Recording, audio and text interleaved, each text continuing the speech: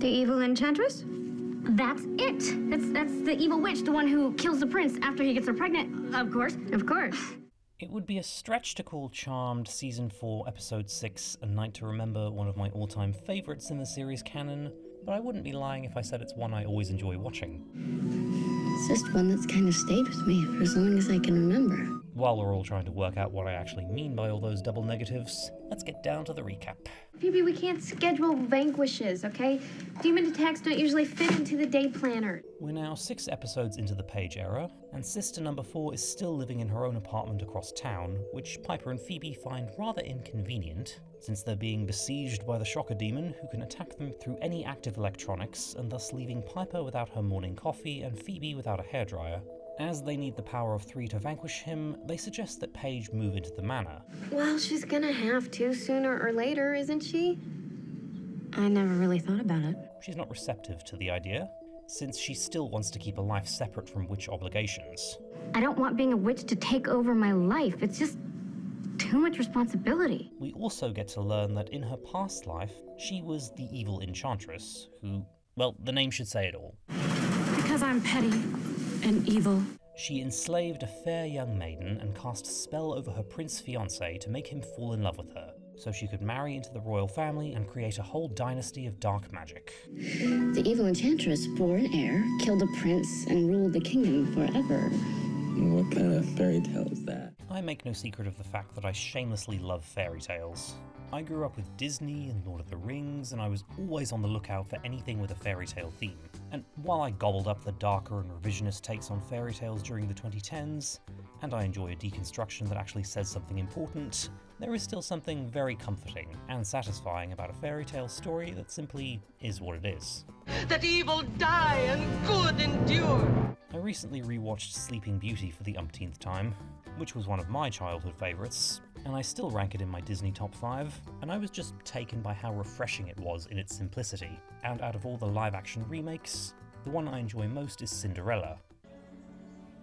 They treat me as well as they are able. Which is of course far more traditional than something like Maleficent, and feels more like an affectionate throwback rather than a mean-spirited deconstruction. We must simply have courage and be kind, mustn't we? The fairy tale formula is always a good comfort watch or read for me, and any work that employs fairy tale motifs will usually be fun for me to watch.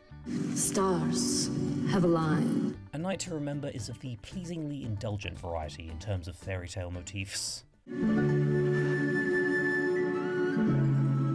My love. You have the knight in shining armour, the girl in the tower, the Wicked Witch. Okay, the evil enchantress is definitely way more attractive than your standard fairy tale witch who isn't out to remain young and beautiful. And here I was so looking forward to meeting myself. The show would do another fairy tale episode in the next season with more direct references, and it would tie into how this one presents them. Well, why not? They're real. I mean, at least they used to be. What? In the Charmed universe, fairy tales are actually accounts of ancient battles between good and evil.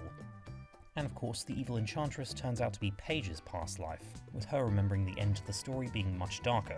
And that's also why you remember the fairy tale so well, because you've actually lived it. But as Leo states, the story is supposed to end with the enchantress being defeated, so we can assume we've got a stable time loop going on here. She conceives his heir. Dark magic will rule his kingdom forever. History will be rewritten. The prince being summoned to the present and the charmed ones binding the enchantress's powers is what happened all along. Your future We'll be screwed, the world will plunge into darkness, yada yada yada. Okay, that's not helping. As to how a witch from the 12th century ended up in the Book of Shadows, well, that's up to our imagination. What lures you to this time, my prince? Who beckons thee? This episode is not out to reinvent the wheel or give us emotional highs and lows with hard-hitting drama like some of the others I've recapped. You guys want some privacy? This is not funny. It is obviously designed to put the charmed ones into a fun situation, go all out with the costumes, and give everyone a good time. Leo? I thought you were a pacifist. I didn't kill him, did I? Leo gets to do something other than healing and mentoring, with a nicely choreographed sword fight, and he would demonstrate those skills again in the next 2 seasons. I gotta tell you, I find this side of him very sexy. Really? Yeah. Rose McGowan naturally plays both Paige and the evil enchantress, and this would actually be the 2nd episode of the season where she plays dual roles. If we don't fix this soon, I am going to perm your hair. Unlike her attempts at playing body-swapped Phoebe in Enter the Demon, she fares much better here. Don't tell me I become good in the future. Damn good. And the evil enchantress feels like a distinct person from Paige. She even gives her a lower speaking voice, kinda like Michelle Pfeiffer's Catwoman. I don't know about you, Miss Kitty, but I feel so much yummier. And having recently seen Jawbreaker for the first time, I can say that Rose is quite good at being a bad girl. You're nothing. We're everything. You're the shadow. We're the sun. While she doesn't have a lot of good things to say about her time on the show in her book, she does maintain that she took the role very seriously, and it seems as though she's having fun here. You mean I'm not your beloved? Ooh, I'm crushed. I just love the evil enchantress. You have a badass evil witch with the power to conjure all the elements, and the effect they use to represent fire is one I like, since it distinguishes itself from the pyrokinetic power that Phoebe's past life displayed. And since both Phoebe and Paige's past lives were evil, their current ones aren't able to use those powers as punishment. And matching continuity with Pardon My Past, the Enchantress can't be vanquished without risking Paige dying as well. What have you done to me? We've bound your powers, Enchantress. No more kingdom come for you. This time, the two incarnations get to interact and fight each other. Twice. How did you get here? I'm charmed. The split screen effect works nicely, and both the scenes are well structured so as not to rely on it too much, and thus we just get some fun fight sequences with camera tricks and stand-ins that don't take you out of the experience. And as episode number 6 of the new era, I think A Night to Remember counts as the first to revolve completely around Paige. It's a fairy tale, not a horror movie. The previous ones had featured her prominently, but usually either sharing the main plot with another sister or balance between them. But this one is a full Paige plot, with Phoebe and Piper serving her story. I'm telling you, this is Paige. Besides learning about her past life, we also meet people from her past, with this episode being the first appearance of Jesse Woodrow as her friend with benefits Glenn. Come to Australia with me, Paige. Just for the hell of it. He would get a larger role in the episode's Trial by Magic and House Call, where we find out that he and Paige were childhood friends and dated on and off. He also gets mentioned in Still Charmed and Kicking as attending the Halliwells' fake funeral as one of Paige's few mourners. Jesse Woodrow was supposed to play the prince as well, implying that he was Glenn's past life, but he allegedly refused, and the role was played by Charlie Weber, who of course is better known to Buffy fans as Ben, the human alter ego to Season 5's villain, Glory. Stop trying to infect me with your... Do you ever stop talking? As I'm not wild about Season 5, I'm going to show my bias and declare this my preferred performance. I'm sorry, did I hurt you?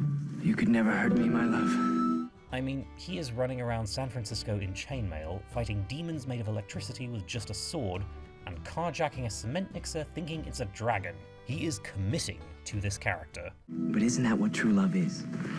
Falling under someone's spell. And you can kind of buy why Paige would be repelled 1 minute and then relent and be like, okay, you saved me from a demon that's going to make me freak out whenever I see a photocopier for the rest of my life. You get to come home with me at least. Fear not. I've slain the beast, my love. You most certainly have. The prince might be the most relatable character in the whole series to me. I will not leave until you are with child. Okay, A, I always use protection, and B, you're a fairy tale. And as fun as he is actually an important thematic device in the direction Paige's character evolves in, as is Glenn, which is, I guess, why they initially wanted the same actor in both parts. What if I want to climb a mountain or go dive the Great Barrier Reef, huh? What sets Paige apart from her sisters is that she grew up an only child, and therefore is used to being a free spirit. Just go for it. Dump your job. Come have fun with me. Paige has never been tied down before, and you can infer that this side of her comes from her past as a teen rebel who didn't answer to anyone. And who does that also sound like? Nobody tells me what to do. The evil enchantress is also fiercely independent, who likewise answers to no one, and even her plan of brainwashing a prince to marry her is done completely out of pragmatism to secure her legacy. As will be your kingdom, once I conceive an heir. The enchantress desires nothing but power, and is tied to no one, but she also belongs to no one, which is why she needs a spell to conceive an heir. He loves me, not you. Dark magic can change that. Paige spends this episode still trying to maintain her independence, turning down an offer to move into the manor, not helping her sisters with the shocker demon, skipping out on dealing with the prince until she can't avoid him anymore, and initially trying to deal with the enchantress herself, But what contrasts Paige with the enchantress is that Paige has a family who loves her and will fight alongside her, and in turn, that gives her someone and something to fight for. Look, you may not want to share a bathroom, but when it comes to that book, it concerns all of us. The enchantress has no allies, and she's defeated when Paige is helped by her sisters. So this part of the episode is a neat little parable about Paige maturing and allowing herself to belong to other people, realizing that she's not giving up her independence, but rather getting to be part of a loving family. But it's not like I'll be lacking in adventures here. We also get to see Paige develop her powers in several fun ways. What if instead of bringing the prince to me, I bring myself to him? Creating your own portal? Previous episodes had shown her messing up when it came to not understanding the rules of the craft, but always making up for her lack of technical knowledge with quick thinking and ingenuity. We see her create her first spell on her own, instinctively reworking the enchantresses to travel back in time to save her sisters.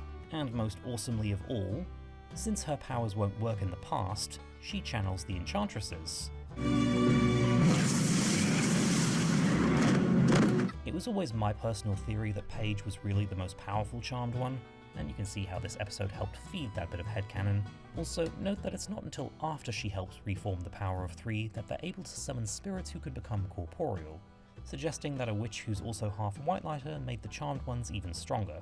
And lastly, even though it's not an episode that centers around mourning Prue, it has a few elements portraying the grieving process in a way that really spoke to me. I still half expect to see her walk through the door. After the opening credits, the first scene shows Piper walking around Prue's room and going through her things. Have you checked out her room? It's a shrine. Even if she continues about her day at a more functional level than Hell Hath No Fury, it still shows how the loss has affected her. Are we ready as sisters? And there's plenty of uncertainty around Paige moving into the Manor, paralleling Paige's reluctance to give up her independence. Unfortunately, it doesn't always work out that way. Well, maybe it would if I didn't live here. The next step in the sisters moving on from the loss of Prue is giving up that last tenuous connection to her by allowing the room to go to someone else, and acknowledging that Prue won't be coming back. Look, it's just sometimes I feel like they want me to be Prue, Super Witch, and I can't. I feel I'm going to be getting a little redundant with the amount of times I praise the way Season 4 portrays the grieving process, but it's just very nicely done. Do you think we're ready for that? I even think it was a wise move to not give Paige a full POV episode until now, allowing her to grow on the audience before delving too deeply into her perspective, so as not to feel like she was forced on us. Can you make me as good as Prue was?